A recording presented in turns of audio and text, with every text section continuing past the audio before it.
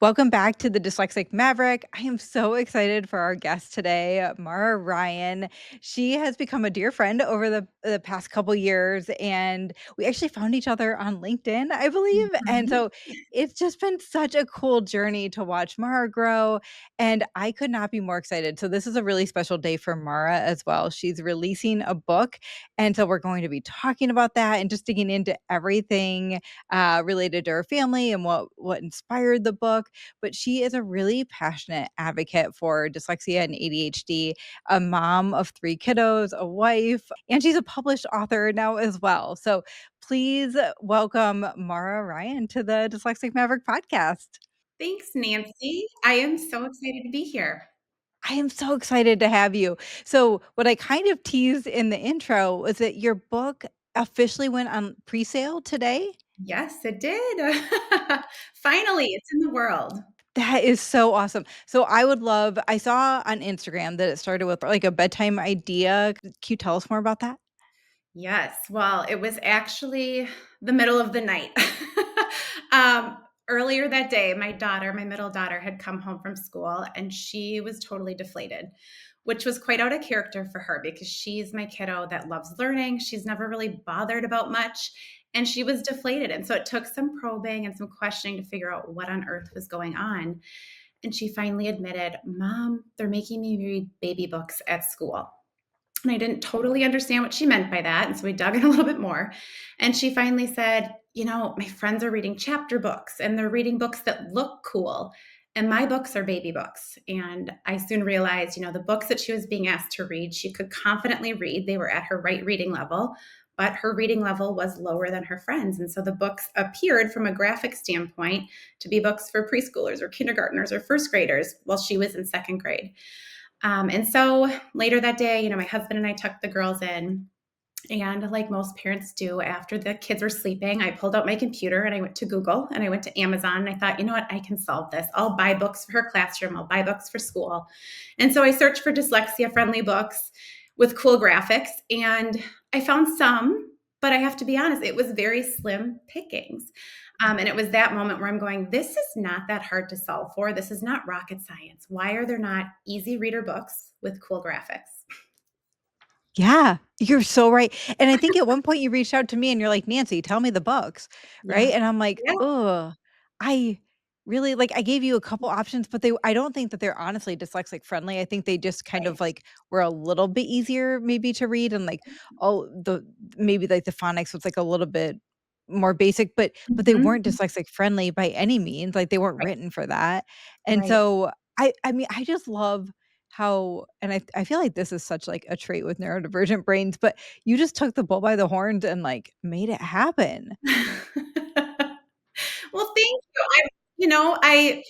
I've got wonderful girls that I think we all feel like, this is not hard. We can make this better for them. And if we make it better for our own kids, then it's just better for everyone. So I did. Yeah, yeah, Yeah.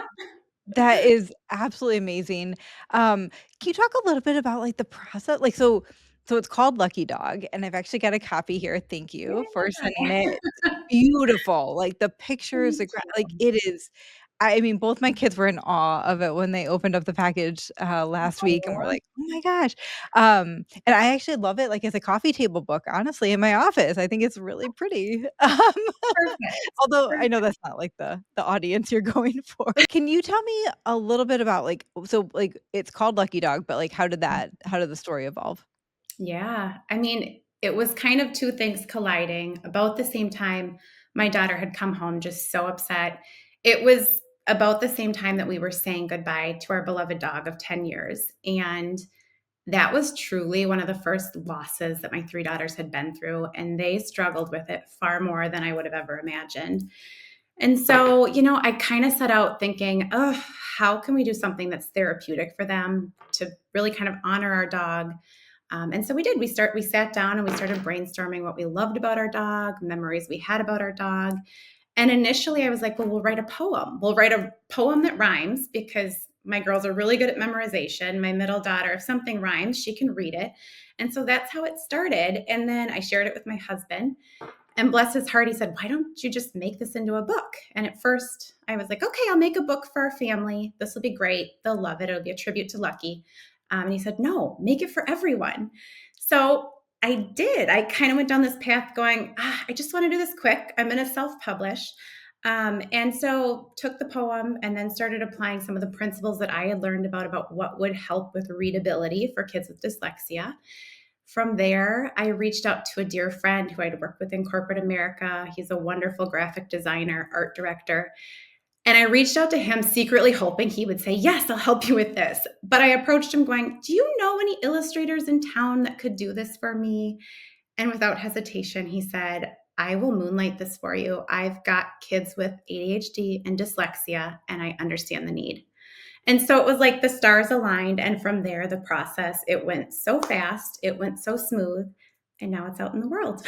It's amazing, like, when the right things happen, like, all the right Mhm. people fall in line, it just happens so Absolutely. naturally. Mhm. Couldn't agree more.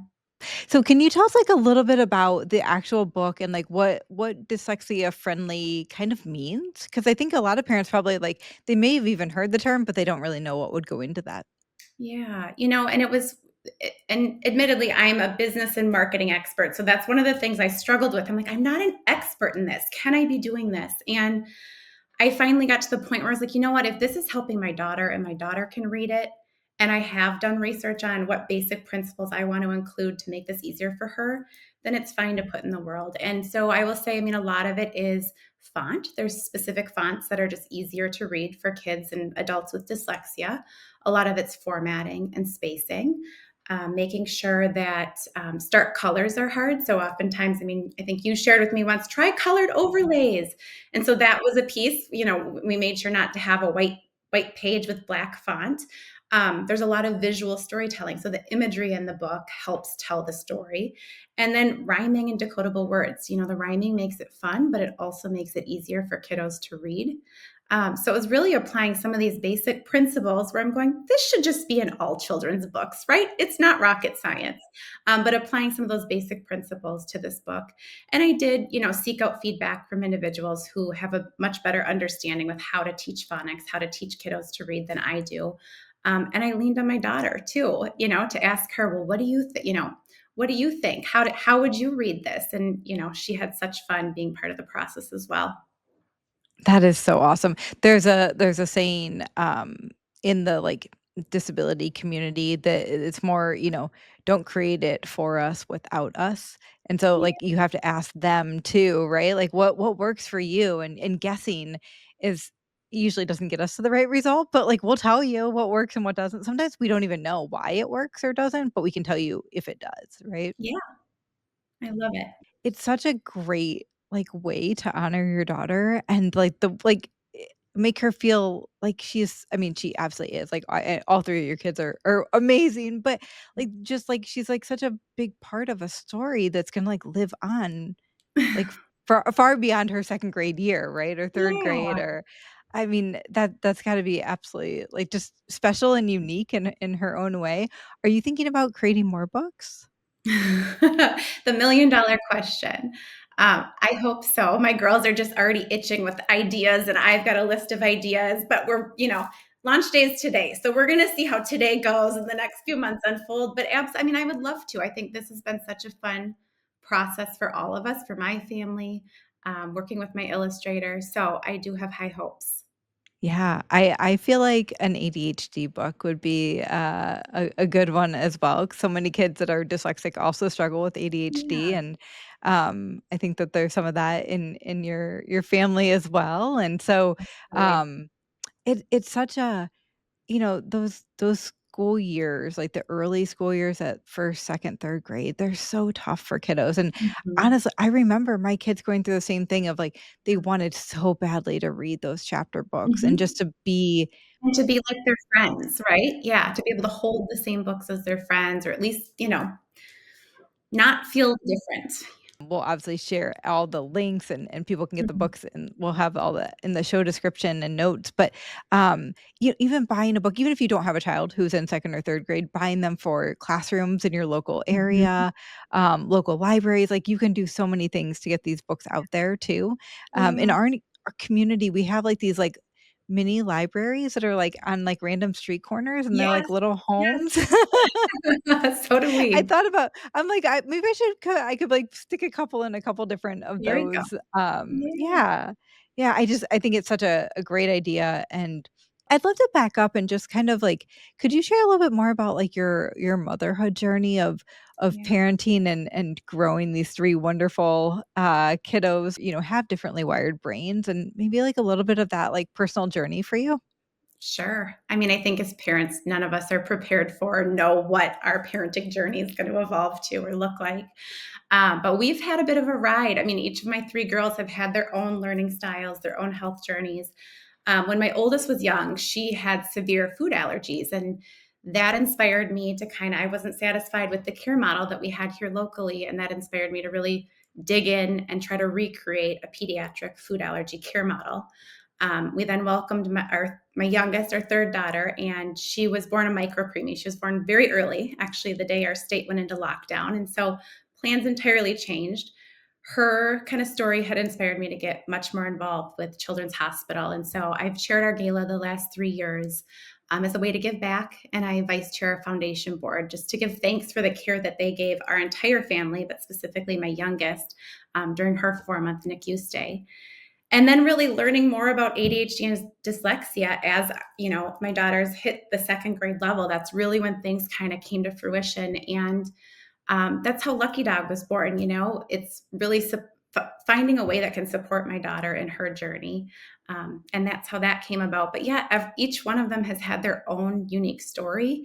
It's made me learn so much as a parent. And I think the one thing I try to tell my daughters is our obstacles can become our strengths and they can be stepping stones for growth. And, if you use those stepping stones and you've got a positive attitude, you can find meaning and joy in all of it. And I think that's that when I look back at kind of where I've been in motherhood, it's finding those silver linings and trying to create opportunity. I think one of the questions, like, a lot of parents ask is, like, what were the key like, or a key moment or 2 that you're like, I think that she learns differently," or were there things that kind of, like, maybe not raise flags in, like, an Yeah. abrasive way, but just kind of, like, it just didn't sit right with you as a mom, like, in your mom gut? Yeah, and it's so interesting because I feel like now so much more information is coming out about being able to pick up on signs for dyslexia at much younger ages than we are diagnosing it now. And so reading that and kind of thinking back and going, "Oh, yeah." So my middle daughter was in speech therapy. I think that was the first piece. Her speech was just a little different than how her sister spoke. And then finally, when I saw how she wrote stories, or I even think back to kindergarten, first grade, the comment was always, she's the hardest worker in the room. She's the kindest, student in class. I want 23 of her in my classroom. She doesn't know her ABCs, but that's okay. Like, I mean, she just, to a certain level, she just kind of slid through the cracks because she was such a hard worker and she was so kind and amiable and all that. But yes, looking back, now I can see the signs. When you're in it and you've never navigated it before, you don't know what to look for. But looking back, absolutely. It's one of the things. I mean, the hardest worker part is something that resonates really Mm, strong in our family too, like and yeah, it's such a good and I mean, I think that they truly mean it because our kiddos do have to work twice as hard at a lot of things than yeah, that probably come easy to a lot of kids, but, it's also, like, a pride thing too, so it can kind of get confusing. I think that, like, yes, you're like, yes, they are working twice as hard, but should they be working twice as right, hard? Or, like, do right. they need to put in twice of the effort? And, for so many of our kids, like, they have to come home and do tutoring, or they have to go to Mhm. special reading classes or work extra hard even outside of class. And Yeah. so, yes, we all want our kids to grow up with a great work ethic, but it can almost get masked in this kind of confusion of like, is it a good thing or is it not? What about, so I know ADHD also kind of runs in your Mhm. family.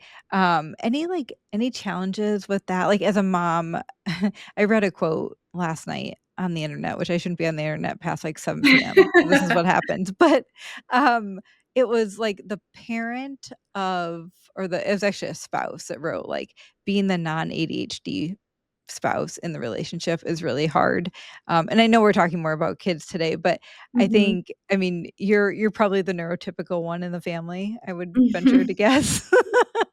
Can you speak a little bit to, like, how and I know we're going a little off topic, but, like, how like, what is that like? And maybe kind of, like, your perspective of that? Yeah, yeah.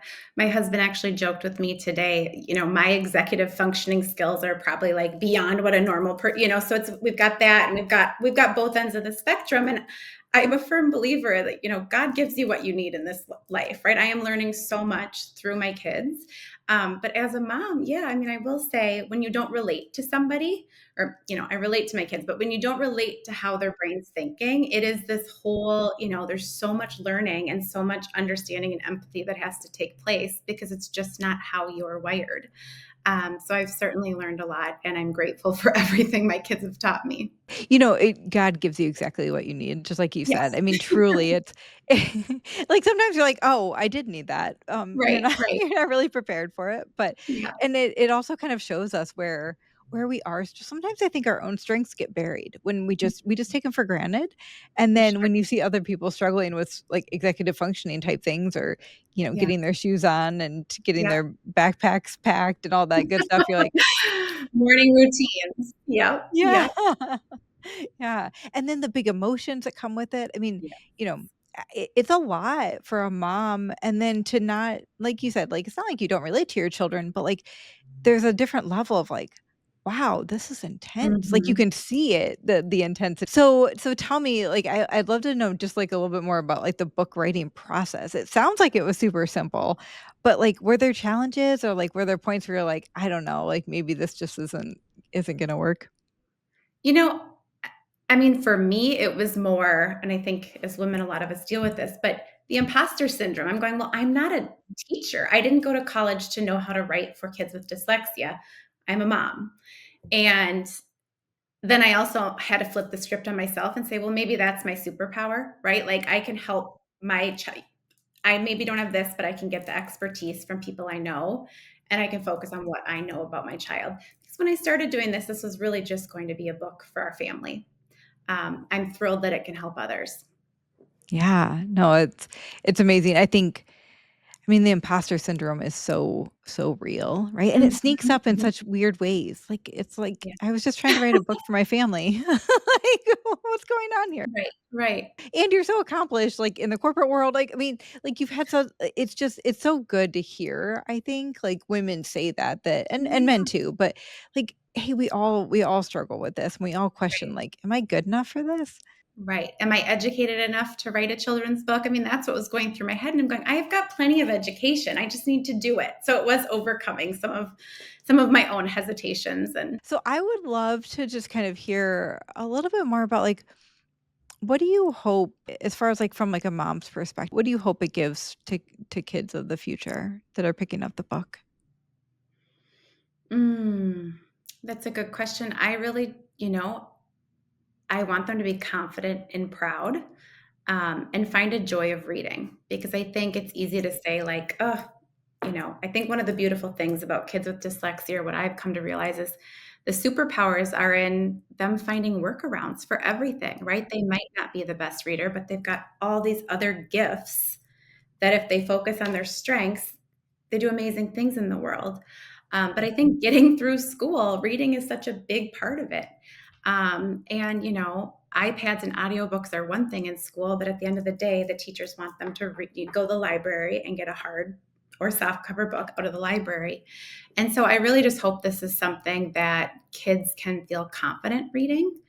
It is an easy reader book, but I'm hopeful that the graphics make them go, oh, yeah, I want to show my friends. At least that's what I've seen with my daughter, and I hope that's what it brings other kids. Yeah, no, I agree. I think confidence is such a big piece, and it's Mhm. this I think for a lot of dyslexic kiddos, it's kind of a weird dichotomy of, like, they have confidence because they know that they're good at some things, right? Yeah, Like, they're yeah. usually, like, really good at sports or music Mhm. or, something else, right? And then they're like, "But why is school so hard for me?" And the one thing that I have heard, through years of doing this work is that if you have a couple people that believe in you, like, Mhm. that's, like, the magic key to success. Not everyone is going to not every teacher is gonna get how, your brain works differently, Yeah, but it's having just a couple people that really do see that greatness in you, yeah. and hopefully, like, that confidence builds with more books like this so that we can continue to build the confidence even if they don't have somebody in their life that is really kind of cheering for them. Completely agree. This is so good, Mara. I mean, as a mom, I can't imagine also having time to write a book, and all that goes into it, right? Like, Yeah, there is so much that goes into it, and yeah. then, like, the humankind books, right? Is that you, or is that like a That's me. Well, I chose the route of self-publishing and, I'm a marketer at heart, and so really kind of finding a brand to put this self-publishing piece together, was something I was passionate about, and I'm really trying to be open-minded about it. Like I said, my daughters have all these ideas. I've got ideas of other books. I don't know if it's gonna mean I start writing all these books or if I start supporting other, moms and parents who are writing books within this same kind of mission. But I'm excited to see where it goes. I think at the end of the day, I'm just passionate about supporting families, advocating for kids. I hope I'm leading with kindness and empathy, and I hope I'm showing, my girls that we're more alike than different. And like I said before, if you can take the optimistic side of things and find meaning and joy in whatever you're doing, I think, that's what I want the Humankind brand to put out in the world. But in terms of what books are next or what angle I take, I'm trying to be open minded to see how this launch goes, but I'm very excited. That's awesome. I am confident that it will go well. If there's anything that I can do and will obviously support, I can't wait to see what's next for you. I'm so excited. Thank Like, you. yeah, it's just so cool to see like the next like level of neurodivergent like support go out there, right? Like there's nothing that stops moms that are passionate about Yeah. helping their Isn't kids. that the truth? When it comes to supporting our kids, there's not much we can't do. And Nancy, I mean, you and I met, it feels like so long ago, but I remember when I think back to kind of one of the first conversations we had, it was me struggling, going, "Oh, we just got these diagnoses. I'm not sure how to even talk to my kids about this." And my fear was that I didn't want them to have to live with a diagnosis or label and have that weigh down on them. And you gave me the courage to just talk to them. And the moment I started talking, my daughter said, "Well, I already knew that." And as a mom, you're going, "Oh my gosh, well, good. I'm glad she knows this." The flip side of that was like, "Oh my gosh, she knows this, and we never talked about it." And I think that's kind of one of my biggest takeaways over all of this is let's be proud about whatever our God-given talents are, whether it's a learning difference, or anything. But if we don't talk about it, it creates shame. I think we grew up in a generation where we often didn't talk about things. We didn't talk about our struggles, our health, some of that stuff. And I think it's just so important. And I'm so thrilled we live in a world now where we do talk openly about this and get help from other moms, other families, because the last thing we want to do is create shame in our children. We want to celebrate their strengths, their struggles, and help them see their struggles as strengths. And so that's, I thank you because you've brought me full circle and how I think about this and how I talk about this to my own kids. Oh, well, thank you. I love hearing that story, and I absolutely remember that exact conversation, and you're like, "Are you sure?" And I'm like, "Mara, just trust me on Yeah, this one, like, just say it," and it was because I know for me and my children, at least, it's the best day when you can put a name to it and you can understand that because your brain's different, but you just don't have vocabulary to explain your right. brain, and Yep. once you give it a name, and never mind, like, kids nowadays are so much more, like I mean, I think Yeah, 43% of Gen Z thinks that they're neurodivergent, like, and I don't think that there's science to necessarily support that much, but, I mean, the kids are just they're so much more accepting of that stuff now than absolutely. when we grew up, but either way, just acknowledging and saying like, "Hey, look, we now have a name for it, and we can get you the right help and support," Right. and, like, there's Yeah, all these gifts with it too, right? Like, the right. Richard Bransons of the world. Like, there's some really cool people, sharks on Shark Tank, like, that are Yeah, dyslexic and have ADHD and they do some cool stuff. Yeah, But the worst thing we can do is act like it's not there, or that they're absolutely. completely their brain is, more neurotypical than not, because it's not true and they know it. Mhm. And we're really dismissing those feelings if we don't. So, no, I appreciate you telling that story. I didn't know how far you Yeah. wanted to go on that side, but yeah, that was, and I remember you, like, just, like, like, kind of, I wanna say, like, kind of beside yourself on, like, "What do I do as a mom? Mhm. Like, Mhm. how do I handle all these big emotions? How do Yeah, I," like, there are a lot of big emotions that come yeah. with ADHD and dyslexia, and it's Mhm. hard to know, like, where one starts and one stops, because it's all intertwined in the same Mhm, brain mhm. usually. Um, any words of encouragement for a mom that's like, "Oh my gosh, I'm not the only one that's, like, thinking Yeah. I'm doing a bad job right now?" I mean, I think the biggest thing is find your community, right? I initially approached it going, "Oh, I wanna be sensitive to my kids' privacy. I want to find, a confidential circle that I can talk to," and that's when I found you. But I will say the more I've been open with moms, the more moms open up and dads. But I think, this is truly like a village of parenting, and the more support you have, the better. I think I've done, I'm a research person. I like diving in and really understanding, because that was the hardest part for me. Was I was just like, I just don't understand why we're going from 0 to 60, why we're having a hard time, because I'm not wired that way. And so I struggled with the understanding piece. The other piece I will say, I was gifted a book from my sister-in-law, called Fish in a Tree. Have you read that one? No. Well, it's a book for adolescents. It's a young reader book. And it's a story about a girl who struggled with reading until she was in, I believe, middle school. And she finally had a teacher that kind of saw it and was like, "Well, I'm gonna teach you to read. I think this is what you have." And it was a book that really gave the perspective from this girl on the feelings that she was feeling, how her brain was actually processing this. And so to me, that was kind of an aha. And the other part of the book was the teacher ultimately talks about all the brilliant people throughout history that have had dyslexia. And I tell you, this book was probably meant for adolescent children, but it was a book that brought me to tears, but truly helped me understand, oh my gosh, this is what my daughter's going through. So if you've not read it, Fish in a Tree is a fabulous, easy read, but really gets at the heart of what's going on. Oh my gosh, I love that. Like, Yeah. and, like, so I'm picturing there's, like, this cartoon, that's, like, all these different animals, and it's like, okay, now everyone needs to climb a tree.